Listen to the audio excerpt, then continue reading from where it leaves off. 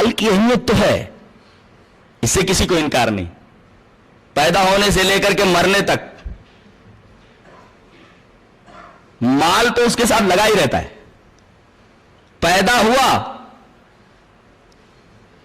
نہلانے دھلانے کے بعد اب کپڑا پہنائیے اس کو، 7ویں دن اس کا عقیقہ کیجئے، عقیقے کے لیے پیسہ ضروری ہے، پیسہ نہیں تو بکرا کہاں سے لائیں گے؟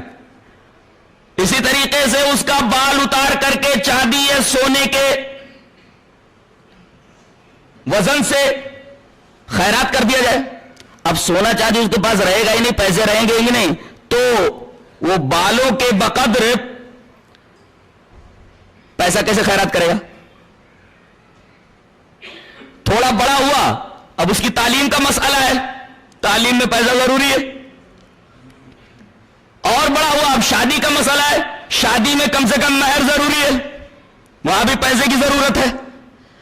بیوی آ گئی، اب پھر پیسے کی ضرورت ہے، اس لیے کہ بیوی کو اب نان نفقہ سکنا مہیا کرے گا، اس کے اوپر والدین کی بھی ذمہ داریاں ہیں. زندگی کے ہر مرحلے میں اسے مال کی ضرورت پڑتی رہتی ہے، یہاں تک کہ جب وہ مر جاتا ہے تب بھی مال اس کا پیچھا نہیں چھوڑتا، کچھ لے کر کے جاتا ہے.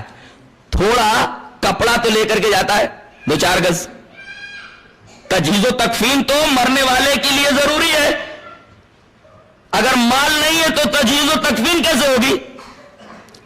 تو مال کی فی نفسی اپنی جگہ بہت اہمیت ہے، لیکن مال کے کچھ ضوابط اللہ تبارک و تعالی نے مقرر کر دیے ہیں، ان ضوابط کی روشنی میں ہمیں مال کو خرچ کرنا ہے. ہمیں مال اللہ نے دیا ہے، مال ہمارا نہیں ہے. یہ تو مجازن اللہ تبارک و تعالی نے بول دیا کہ مال تمہارا ہے. اللہ بولتا ہے مال ہمارا ہے، ہم نے تم کو مال دیا ہے. یہاں رک کر کے ایک نقطہ حل کر لیا جائے. آدمی یہ کہتا ہے میں تجارت کرتا ہوں، اب مال اللہ نے کہاں سے دیا؟ میں دکان کھول کر کے بیٹھا ہوں، میں محنت کر رہا ہوں، تو مال اللہ کیسے دے رہا ہے؟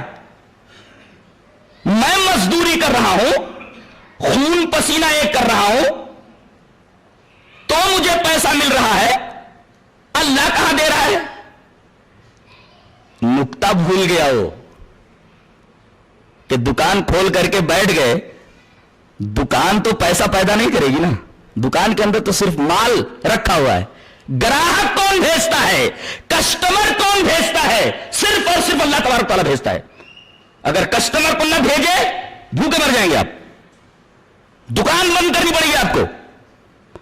یوں اللہ تبارک و تعالیٰ تمہیں مال دیتا ہے، یوں اللہ تبارک و تعالیٰ تمہیں رزق دیتا ہے. تم کہتے ہو ہم نے اپنا خون پسینہ ایک کر کے کمایا ہے. ارے اللہ کا احسان مانو کہ اس نے کم سے کم تمہیں کہیں مزدوری کرنے کے اوپر لگا دیا. اگر توفیق نہ دیتا تو تم کو کوئی مزدور نہ رکھتا، اور جب مزدور نہ رکھتا بھوکے مر جاتے تم. تو غور کرو، تو سارا مال اللہ تبارک و تعالیٰ کا عطا کرتا ہے، سب کچھ اسی نے عطا کیا ہے. اگر وہ کسی کو مال نہ دینا چاہے، اس کی دکان اسے مال نہیں دے سکتی، اس کی تجارت اسے مال نہیں دے سکتی، اس کی مزدوری اسے مال نہیں دے سکتی. مال سب کا سب اللہ کا ہے.